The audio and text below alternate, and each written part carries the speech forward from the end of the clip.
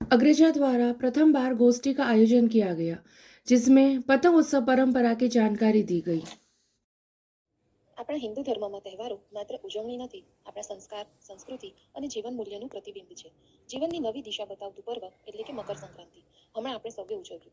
સૂર્ય ઉત્તર તરફ ગતિ કરે એટલે ઉત્તરાયણ પણ કહેવાય છે. શ્રી કૃષ્ણએ કહ્યું છે કે આ દિવસે શરીરનો પરિત્યાગ કરવાથી મોક્ષ મળે છે, અને એટલે જ ભીષ્મ પિતામહે આજે દેહ ત્યાગ કર્યો. આ તહેવાર આરોગ્ય સાથે પણ સંકળાયેલો છે. ગોળ તલની પૌષ્ટિક મીઠાઈઓ અને શેરડી, બોર જેવા ઋતુફળો ખાવામાં આવે છે, અને ઠંડીના સમયમાં હુંફાળા સૂર્યપ્રકાશમાં આકાશમાં આપણે ઇન્દ્રધનુષી પતંગો ઉડાવીએ છીએ. બધાને પ્રિય એવો આ પતંગોત્સવ ખેતી સાથે પણ જોડાયેલો છે. પાકના આગમનની ખુશીમાં ઉત્તર ભારતમાં લોહરી અને પોંગલથી દક્ષિણ ભારતમાં ઉજવાય છે. દાન પુણ્ય કરી અને લોકો સારી શરૂઆત કરે છે.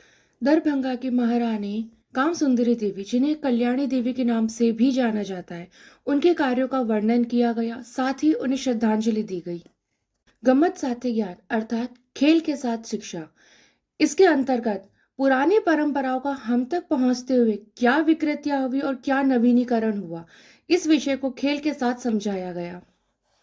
चर्चाओं के अंतर्गत फिल्म अभिनेत्री माधुरी दीक्षित के जीवन चरित्र पर चर्चा की गई। अंत में लाइफ कोच रूपल बेन ने इमोशनली, फिजिकली और मेंटल हेल्थ को कैसे योग्य दिशा दी जाए, ये समझाया।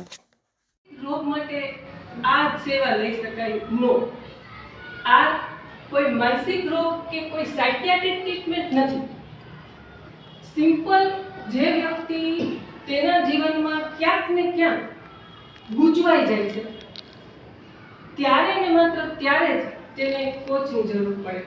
સાયકિયાટ્રિક પ્રોબ્લેમ માટે તો ડૉક્ટર છે જ, તેના માટે કોઈ કોચ જરૂરી નથી. ઇન્ડિયામાં કોચિંગ ફિલ્ડની કોઈ નવી કોન્સેપ્ટ નથી.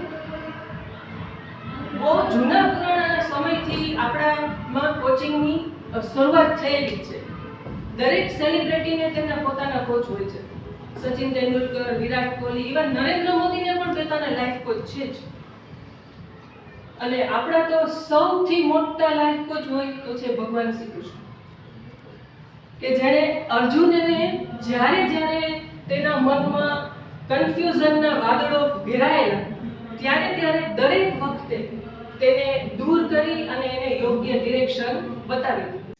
अग्रजा द्वारा की गई इस गोष्ठी में अधिक से अधिक बहनों ने उत्साह के साथ भाग लिया। कार्यक्रम का मार्गदर्शन उमंग जैन द्वारा किया गया, संचालन कृति बोदानी और भावना वागड़िया द्वारा किया गया, खेल विभाग दक्षा हाड़िया, वृंदा वागड़िया द्वारा, चर्चा विभाग भाविका परमार और वृंदा वागड़िया द्वारा। अंत में 26 जनवरी गणतंत्र दिवस के उपलक्ष्य में श्लोक उच्चारण और उसका अर्थ राजेश्वरी शाह द्वारा किया गया। स्वागत कार्य हिना मांडलिया द्वारा किया गया।